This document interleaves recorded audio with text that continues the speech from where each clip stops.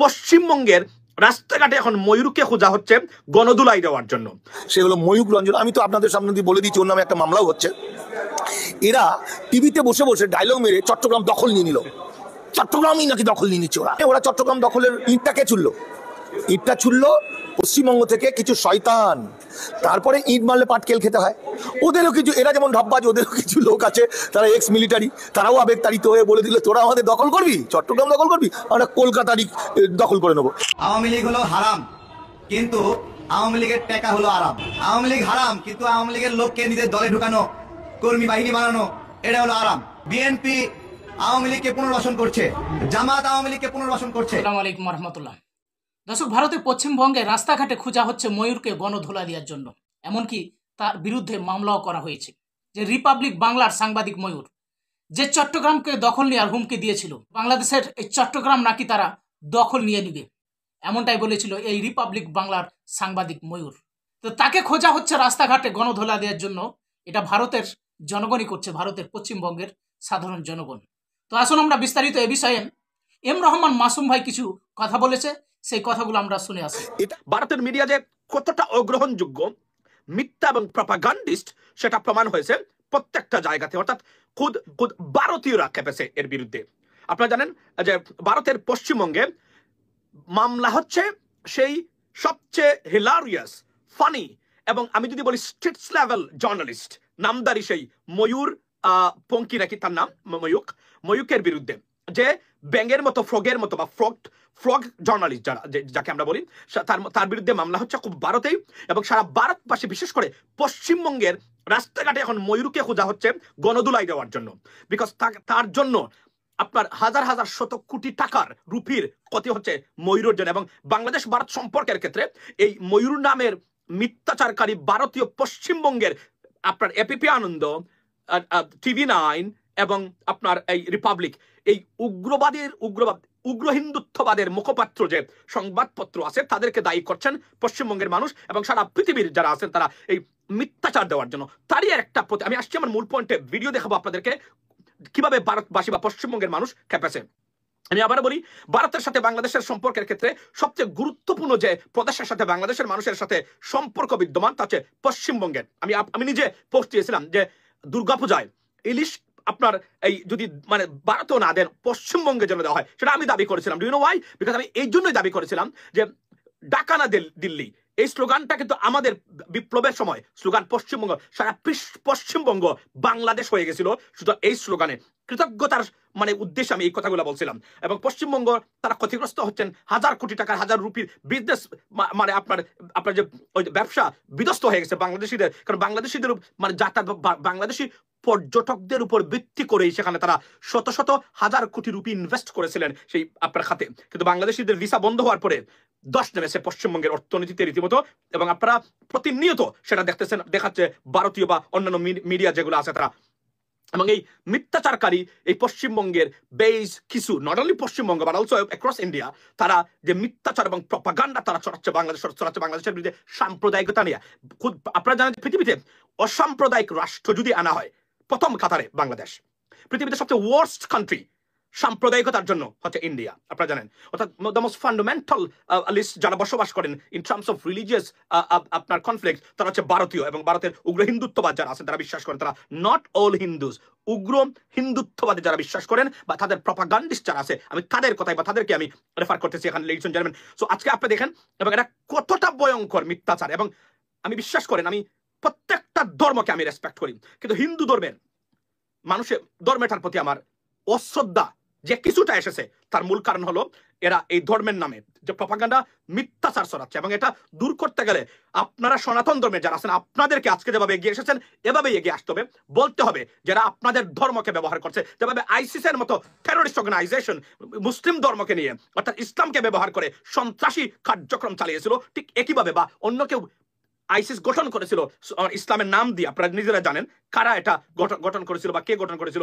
এটা মধ্যপ্রাচ্যের একটা গোয়েন্দা সংস্থা করেছিল। তো সুতরাং এখানেও কিন্তু একই ঘটনা আপনাদেরকে ডিনাউন্স করতে হবে, আপনাদেরকে প্রতিবাদ করতে হবে কি করে। এবং ভারতের এই বর্তমান নরেন্দ্র মোদীর যে পলিসি, ফরেন পলিসি যে কতটা ডিজাস্টারিয়াস, তারা এই কথাগুলাই বলছেন যে আজকে ভুটানের মতো রাষ্ট্র বলে ভারতের মাটিতে তাদের জায়গা আছে এবং ভারতীয়দের জায়গা হবে না ভুটানে।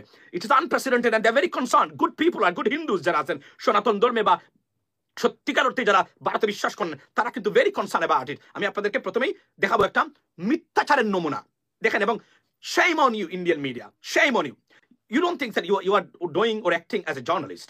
বিশ্বাস করেন, আমি জার্নালিস্ট তো আপনাদেরকে দূরের কথা, যারা এটা করতেছেন আমি মানুষই মনে করি না। আমি মনে করি পৃথিবীর সবচেয়ে নিকৃষ্ট এবং অদম হচ্ছে সেই ভারতীয় সাংবাদিকরা। এবং যদি আমি বলি যে পৃথিবীতে মানে মানুষ নামের কলঙ্ক, হিন্দু ধর্মের ভিতরে কলঙ্ক, এবং এরা হচ্ছে এই ভারতের কয়েকটা মিডিয়া। এবং এরা দিনে দুপুরে হাতে নাতে ধরা খাওয়ার পরে তাদের নিজেদের মানুষই তারা ধরে দিচ্ছে, তারপরে তাদের লজ্জা শরম নাই। এতটা শেমলেস পিপল যে এই পৃথিবীতে থাকতে পারে, এই উগ্র হিন্দুদেরকে না দেখলে আপনি কখনোই বুঝতে পারবেন না। আসুন আমি আজকে একটা দেখাচ্ছি, তারপরে আমি কলকাতাবাসী বা পশ্চিমবঙ্গবাসীর প্রতিক্রিয়াটা আপনাদেরকে দেখাবো। প্রথমেই দেখি যমুনা টেলিভিশন হাতে নাতে ধরে দিয়েছে একটা report. Take a look at this.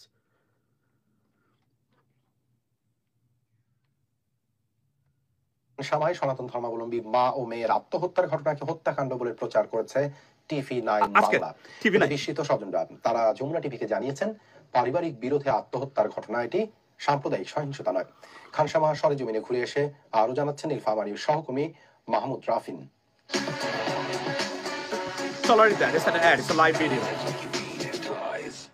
বাংলাদেশে এবার প্রকাশ্যে মেরে মা এবং তার সন্তানকে ঝুলিয়ে দেওয়া হলো। ভারতীয় গণমাধ্যম TV9 বাংলার খবর। দাবি করা হচ্ছে দিনাজপুরের খানসামায় প্রকাশ্যে সনাতন ধর্মাবলম্বী মা ও তার কন্যা সন্তানকে হত্যা করেছে কট্টরপন্থীরা। ধর্ম বদলে রাজি না হওয়ায় দাবি করা হয়েছে প্রতিবেদনে। এই প্রতিবেদনের সত্যতা যাচাইয়ে ঘটনাস্থল বেনুপাড়া গ্রামে যমুনা টেলিভিশন। স্বজনরা জানালেন, গত 18 ডিসেম্বর নিজ ঘর থেকে সুজাতা রানী ও তার 5 বছর বয়সী মেয়ে নীলাদ্রি রায়ের মরদেহ উদ্ধার করা হয়। এটি আত্মহত্যা বলে দাবি তাদের। ভারতীয় গণমাধ্যমে প্রচারিত সংবাদ অসত্য বলে জানান স্বজনরা। কোনো হত্যা বা কারো কোনো মারা যায়নি, সে যে কারো কোনো হুমকি টুমকি এই ধরনের কোনো কিছু, এই ধরনের নাও সুইসাইড করছে, এটা কিন্তু নিচ্ছে। এই এলাকার মুসলমানগুলো আমার সবাই ভালোবাসে, ভারতের যেটা দেখাচ্ছে এটা কিন্তু একদম সত্য না, এটা কিন্তু মিথ্যা। উপজেলায় হিন্দু, বৌদ্ধ, খ্রিস্টান কল্যাণ ঐক্য ফ্রন্টের আহ্বায়ক জানালেন, এলাকায় এমন কোনো ঘটনা ঘটেনি, সাম্প্রদায়িক সম্প্রীতিতেই বসবাস করছেন সবাই। ভারতের অতিরিক্ত বাড়াবাড়ি এবং TV9 অতিরিক্ত বাড়াবাড়ি করছে, আমি তীব্র প্রতিবাদ জানাচ্ছি। আমরা খানসামাবাসী, অর্থাৎ আমাদের এই অঞ্চল হলো সাম্প্রদায়িক সম্প্রীতির অঞ্চল। এখানে কোনোদিন কোনো ধরনের অপ্রীতিকর ঘটনা ঘটে নাই। এখানে হিন্দু মুসলমান আমরা ভাই ভাই, এভাবেই আমরা চলে আসতেছি। পুলিশ বলছে ঘটনাস্থল থেকে একটি চিরকুট উদ্ধার করা হয়েছে। নিহতদের শরীরে কোনো আঘাতের চিহ্ন ছিল না। ঘটনাটি পারিবারিক, সাম্প্রদায়িক নয়। সাম্প্রদায়িক কোনো বিষয়ই নাই, এটা টোটালি পারিবারিক বিষয়। এ নিয়ে মেয়ের পরিবার বা আচ্ছা, উনি হচ্ছেন ভারপ্রাপ্ত কর্মকর্তা, এই তথ্যটা আপনারা আমাদের এখানে দিচ্ছেন। এখন তাদের কারোই কোনো অভিযোগ কিন্তু আমরা পাই নাই। এর আগে পঞ্চগড় ও আমি আপনাদেরকে দেখাচ্ছি বাকিগুলো। মন্দিরে হামলার অসত্য সংবাদ প্রকাশ করেছিল ভারতীয় গণমাধ্যম ABP আনন্দ। আচ্ছা, এখন দেখুন মূল খবর। আমাদের দেশের প্রধানমন্ত্রী, আমি আপনাদেরকে দেখাতে চাই এখন, লেডিস এন্ড জেন্টলম্যান যারা আছেন দেখছেন, প্রথমেই ধন্যবাদ দেই দাদা আপনাদেরকে যে আপনারা সত্যের পক্ষে এসেছেন। প্রায় এত মানুষ, হিন্দু ধর্মের মানুষ, আপনারা কি ভারত চলে যান সবাই? এদেশ আপনাদের না? বাংলাদেশ আপনাদের দেশ না? এদেশের বিরুদ্ধে, এদেশ তো আপনাদের ধর্মের উপরে তো দেশ। আপনি এই দেশের বিরুদ্ধে আপনারা যদি এভাবে আপনার অপপ্রচার চালান, এটা কেমন কথা? আমরা এত মানুষ, কোটি কোটি বাংলাদেশি মানুষ, আমরা মুসলমান, এবং পৃথিবীতে সবচেয়ে সাম্প্রদায়িকতার উৎকৃষ্ট উদাহরণ হলো বাংলাদেশ। এবং আপনারা এবং তারপরেও আপনারা এগিয়ে এসেছেন এবং এগুলা যে প্রতিবাদ করতেছেন, অসংখ্য ধন্যবাদ দিই আপনাদেরকে অন্তরস্থল থেকে। এবং এটাই আমাদেরকে করতে হবে। এই সাম্প্রদায়িক গোষ্ঠী Mayuk Ranjan, Republic Bangla, Republic television, TV9, APB আনন্দের মতো নিকৃষ্ট কৃত সাংবাদিকরা নিপাত চাক, সাংবাদিকতা অন্তত পক্ষে ভারতে মুক্তি পাক, এটাই। এবং এরা যে ক্ষতিটা আপনাদের করতেছে সেটা হলো ভারতীয়দের অবস্থানটাকে সারা পৃথিবীতে নাজুক অবস্থা ফেলে দিয়েছে। এবং এগুলা কিন্তু বিভিন্ন ভাষাতে আপনার ট্রান্সলেট হচ্ছে এবং পৃথিবীর বিভিন্ন দেশের গণমাধ্যমে, বিভিন্ন দেশের আপনার পলিটিশিয়ানসদের কাছে, পার্লামেন্টে যাচ্ছে ভারতীয়দের প্রপাগান্ডা। এবং সারা পৃথিবীর মানুষ এই মুহূর্তে জানে এই প্রপাগান্ডা নিয়ে। United States of America, state department, they are very aware of it, this kind of propaganda. That's why never say one single word against this. আমার প্রতিদিন তারা এগুলা বলার পরে একটা সিঙ্গেল স্টেটমেন্ট দেয় স্টেট ডিপার্টমেন্ট থেকে যে এগুলা সত্য এবং উই নিড এন ইনভেস্টিগেশন। কেননা তারা এগুলা বিশ্বাস করে না। এখন আসি আমি, তারা কি বলছেন এখানে দেখেন। অন্তত পক্ষে দেরিতে হলো যে তারা ঘুরে দাঁড়িয়েছেন এবং তারা আসছেন প্রতিবাদ করতে, অসংখ্য ধন্যবাদ। এভাবেই আমরা বাংলাদেশ থেকেও সাম্প্রদায়িকতার বীজ তুলে দেব। আওয়ামী লীগ যে সাম্প্রদায়িক ব্যবসা করেছে বাংলাদেশে 16টা বছর, তাকে পিষ্ট করে দিয়েছে বাংলাদেশের মানুষ, কাউকে এটা সমর্থন করবে না। পশ্চিমবঙ্গ আপনারা উৎখাত করে দেন সেই উগ্র বিজেপির শুভেন্দু নামের কীটপতঙ্গ, রাস্তার অশিক্ষিত মূর্খ রাজনীতিবিদ যারা আছে, এরা পশ্চিমবঙ্গের ভারতীয়দের রিপ্রেজেন্ট করার ক্ষমতা শুভেন্দুর মতো মূর্খ, মূত্র খাওয়া মূর্খ কোনোদিনই এটা তার যোগ্যতা নাই তার। এটা আমি বলে রাখছি এখানে এই কারণে। এবং সে দেখেন আপনার, সে একটা প্রতারক, সে নিজে খায় গরু, কিন্তু সারাদিন গরু খাওয়ার বিরুদ্ধে সে আপনার প্রপাগান্ডা চালায়। সে গরু খায় না, সে গরু আবার বাড়িতেও নেয় এমন। এবং এটা আমার বক্তব্য নয়, সারা ভারতবাসী জানে এটা। এর মতো মিথ্যা বন্ড প্রতারক এবং বিজেপিকে পশ্চিমবঙ্গ থেকে উৎখাত করে দিন, এরা উগ্রবাদী। পশ্চিমবঙ্গ মমতা ব্যানার্জি সহ আরো যারা আছেন তারাই নেতৃত্ব দেবেন এই উগ্রবাদীদেরকে পশ্চিমবঙ্গ থেকে আপনারা বিতরণ করবেন। এতে যদি কোনো সহযোগিতা লাগে আপনাদের, let us know, we are ready. তো দর্শক, এম রহমান মাসুম ভাইয়ের আপনারা বক্তব্য শুনেছেন। এ বিষয়ে আপনাদের মতামত অবশ্যই কমেন্ট বক্সে জানাবেন। দর্শক, ভিডিও শুরুতে যেই ভিডিও ফুটেজটা আপনারা দেখেছেন যে আওয়ামী লীগকে পুনর্বাসন করার জন্য চেষ্টা করছে বিএনপি জামাত, এমন একটি ইস্যু নিয়ে কথা বলেছেন গণ অধিকারের তারেক। তো আসুন আমরা তারেক ভাইয়ের এই বক্তব্যটি আজকের শুনে আসি। আওয়ামী লীগ হলো হারাম, কিন্তু আওয়ামী লীগের টাকা হলো আরাম, তাই না? আওয়ামী লীগ হারাম, কিন্তু আওয়ামী লীগের লোককে নিজের দলে ঢুকানো, কর্মী বাহিনী বানানো, এটা হলো আরাম। এই চলছে, এই চলবে। গত কয়েকদিন প্রচার প্রচারণা করা হলো বিএনপি আওয়ামী লীগকে পুনর্বাসন করছে, জামাত আওয়ামী লীগকে পুনর্বাসন করছে। যখন শুনলাম বিএনপি আওয়ামী লীগকে পুনর্বাসন করছে, তখন আমার মনে হলো যেহেতু বিএনপি আওয়ামী লীগের পুনর্বাসন করছে, হয়তোবা এমন হবে বিএনপি এবং আওয়ামী লীগ একজোট হয়ে একই মার্কায় নির্বাচন করবে। এরপরে সেই নির্বাচনে তারা জয়ী হবে, জয়ী হয়ে শেখ হাসিনা হবে রাষ্ট্রপতি আর বেগম জিয়া হবে প্রধানমন্ত্রী। আসলে এই বিশ্বাসযোগ্য কিনা? এটা এই জন্য বলছি যে বিএনপি আওয়ামী লীগকে যদি পুনর্বাসন করে তাহলে তো এটাই হওয়ার কথা, শেখ হাসিনা রাষ্ট্রপতি হবে, বেগম জিয়া প্রধানমন্ত্রী হবে, তাই না? আসলে কি তাই হবে? মায়ের চেয়ে মাসির দরদ বেশি। এ ভাই বুঝতে পারছেন নি? মায়ের চেয়ে মাসির দরদ বেশি। বিএনপি আওয়ামী লীগ সাপে নেউলে সম্পর্ক, বিএনপি নাকি আওয়ামী লীগকে পুনর্বাসন করবে। এই গাঁজাখুরি গল্প বিপ্লবের পরে অনেক সংগঠন শোনাচ্ছে, high high high BNP Awami লীগকে পুনর্বাসন করছে। মায়ের চেয়ে মাসির দরদ বেশি না ভাই? হ্যাঁ, সেই মাসিরা হলো বিপ্লবের এখন বাবা হয়ে গেছে। আমার কথা হলো, যখন সংকট আছে তখন কেউ জন্মদানের কথা স্বীকার করে না, বুঝছেন? যে আমি এই বিপ্লবের একজন নেতা, এটা সংকটের সময় স্বীকার করে না, কিন্তু সংকট চলে যায় তখন বিপ্লবের অনেক বাবা হয়ে যায়। বিপ্লবের কত বাবা? বিপ্লবের অনেক বাবা, বিপ্লবের বাবার কোনো শেষ নাই। বাস্তবতা হলো যত দফায় আসুক কোনোভাবে এক দফা যেন না আসে। এরা ছিল এক দফার পাহারাদার, যেন এক দফা কখনো না আসে।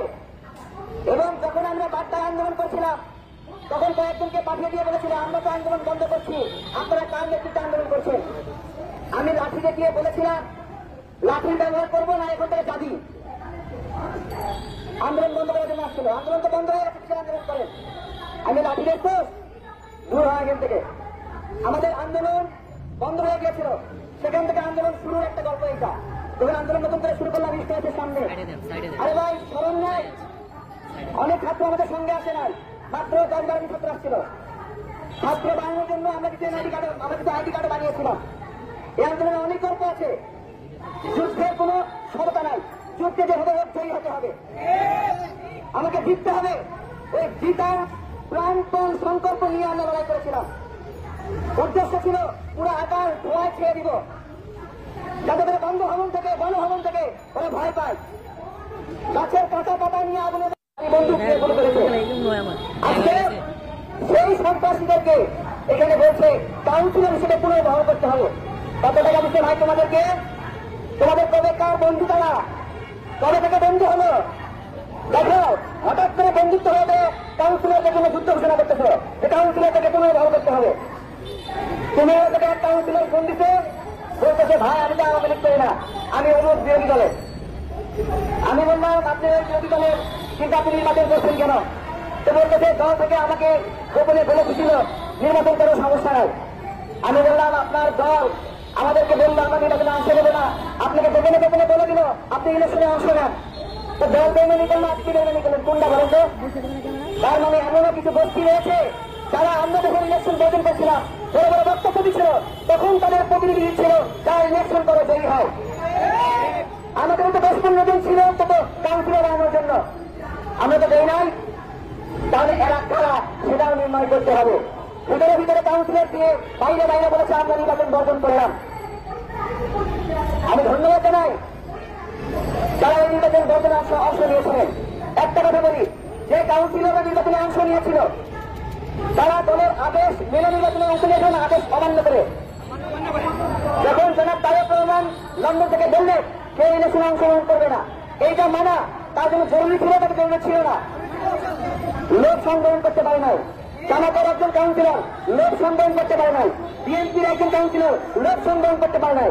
এখন সে পরিচয় দিয়ে বলছে আমি তো বিএনপি করতাম। আমি বললাম আপনি বিএনপি করতেন, আপনাকে বসে বসে না, জামাত করতেন বসে বসে না, তাহলে আপনি সেই পরিচয় দিয়ে কাউন্সিলর পদ গ্রহণ কেন? তারা একটা যুক্তি স্বতন্ত্র। আমি বলছি স্বতন্ত্র যারা বিরোধী দল করে এই নির্বাচনে অংশ নিচ্ছে তারা আওয়ামী লীগের চেয়ে বড় ক্ষতি করেছে। ঘরের মানুষ যদি বেইমানি করে, এই যে সবচেয়ে পিছন থেকে ছিল আমাদের মতো। আমাদের স্পষ্ট কথা, এই আওয়ামী সময়ে নির্বাচনে অংশ নেওয়া কাউন্সিলর থেকে আমরা পুনর্বহাল করতে দেব না। এরা আওয়ামী লীগের সময় বেনিফিট নিছে, এখন আসলে বেনিফিট নিতে যাচ্ছে, এখন পাওয়ার হয়েছে। দুঃখজনক, সুন্দর সুন্দর বক্তব্য দেয়, আমরা বক্তব্য শুনে ফিরা হয়ে যায়, দেখি কাউন্সিলরদের হয়ে দাবি দাওয়া আদায় করছে। দর্শক শুনলেন গণ অধিকারের তারেক আসলে কি বললেন। দর্শক আজকের এই ভিডিওটি এ পর্যন্ত। যদি ভালো লাগে অবশ্যই একটা লাইক দিবেন, শেয়ার করে অন্যকে দেখার সুযোগ করে দিবেন। আসসালামু আলাইকুম রহমতুল্লাহ।